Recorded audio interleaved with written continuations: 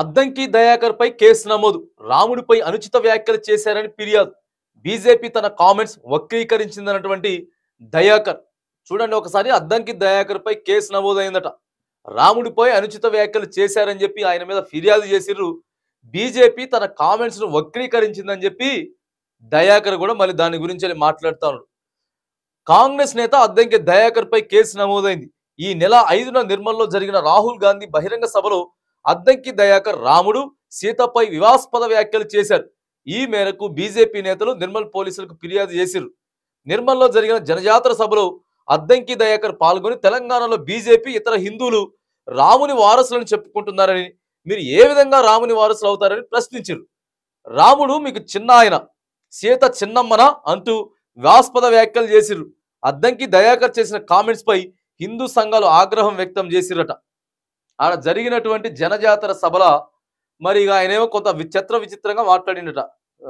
రాముడు గారి గురించి, తర్వాత సీతమ్మ గురించి వెళ్ళి తెలంగాణలో బీజేపీ ఇతర హిందువులు రాముని వారసులు అని చెప్పుకుంటారా, మీకేమన్నా పిన్నమ్మ ఎట్లా, మీకేమన్నా బాబాయిలు అవుతారా అని చెప్పి, ఇగో సీత చిన్నమ్మన రాముడు మీకు చిన్న ఆయన అని చెప్పి వివాదాస్పద వ్యాఖ్యలు చేస్తే హిందువులంతా కూడా పోయి, ఇంకా హిందువులు అంటే ఎవరు, బీజేపీ వాళ్ళు, వాళ్ళంతా పోయి ఆడ ఇది చేసిరట, ఆయన మీద కేసు పెట్టారు. అద్దంకి దయాకర్ చేసిన కామెంట్స్ పై హిందూ సంఘాలు ఆగ్రహం వ్యక్తం చేశాయి. తను చేసిన కామెంట్స్ ఒక వర్గం వారిని కించపరిచేలా ఉన్నాయంటూ మండిపడ్డారు. వెంటనే బహిరంగ క్షమాపణలు చెప్పాలని డిమాండ్ చేశారు. బీజేపీ దళిత మోర్చా జిల్లా అధ్యక్షుడు రాచకొండ సాగర్ ఫిర్యాదు మేరకు ఐపీసీ సెక్షన్ 504, 505/2 కింద ఆయనపై కేసు నమోదు చేశారు.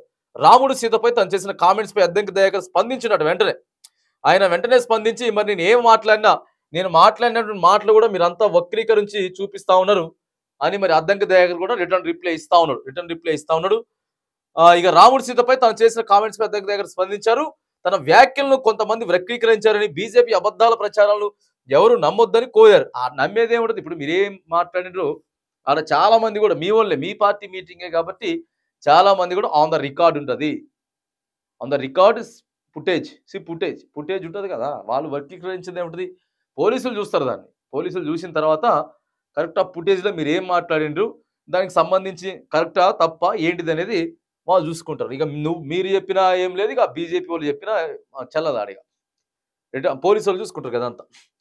అమిత్ షా మోడీలను రాజకీయంగా విమర్శిస్తే దాన్ని రాముడి మీదకి తీసుకొచ్చి బీజేపీ పబ్బం గడుపుతుందని మండిపడ్డారు. మళ్ళా వేసుకున్నాడు. రాముడు అందరివాడు, బీజేపీ వాళ్ళకి మాత్రమే సొంతకం కాదని అన్నారు. ఎన్నికల్లో మతం వాడుకోవద్దని ఈసీ చెబుతున్నా బీజేపీ మాత్రం పదే అదే వాడుకుంటుందని ఆరోపించారు. తాను ఎప్పుడు రామభక్తుల మనోభావం దెబ్బతీయలేదని అన్నారు.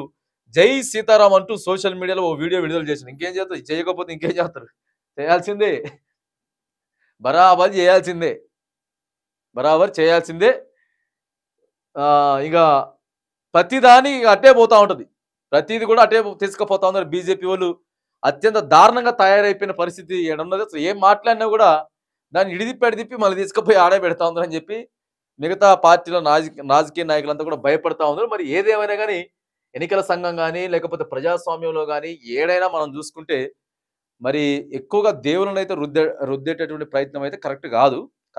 కానీ ఒకవేళ ఇక వాళ్ళు రుద్దిన వాళ్ళ విఘ్నత, ఇక తర్వాత ఇటు పక్కన ఉన్న వాళ్ళ మొత్తానికి కూడా గింత అది మాట్లాడినా ఇది మాట్లాడినా తీసుకుపోయి మరి దేవుళ్ళకు రుద్దేటువంటి ప్రయత్నం కూడా తప్పు కాదు. కాబట్టి రైట్, ఏది ఏమైనా కానీ ఎవరి మనోభావాలు దెబ్బతినకుండా, ఎవరి మతాలు కానీ, ఎవరి కులాలు కానీ, ఎవరి వర్గాలు కానీ, ఎవరి ప్రాంతాలు కానీ, రాజకీయాలు అంటే మీ ఇష్టం, రాజకీయ నాయకులు ఏం మాట్లాడుకుంటారు ఆల్రెడీ మాట్లాడుకుంటూనే ఉన్నారు కదా, ఎందుకు మాట్లాడుతున్నారు అని చెప్పేసి అడిగితే ఈ అద్దంకి దయాకర్ గారు వాళ్ళ ముఖ్యమంత్రి గారు, అంటే వాళ్ళ బాస్, తెలంగాణ రాష్ట్ర ప్రజలందరికీ మనకు కూడా ముఖ్యమంత్రి కానీ ఈ సారోల బాసు ఇక ఆయన అప్పటికే చెప్తున్నాడు, బూతులు ఎందుకు మాట్లాడతారు సార్ అంటే, ఫస్ట్ మిమ్మల్ని వేయాలనే జైలు అని చెప్పి మీడియా వాళ్ళని కూడా మాట్లాడుతూ ఉన్నారు.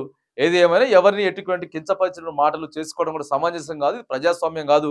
అత్యంత గర్వించదగ్గనటువంటి భారతదేశంలో మనం ఉన్నామని చెప్పి అందరూ తెలుసుకొని మరి అటువంటి మెలకువలతోటి మనం ముందుకు పోవాలని చెప్పి ఈ వేదికగా మనం కోరుతా ఉన్నాం.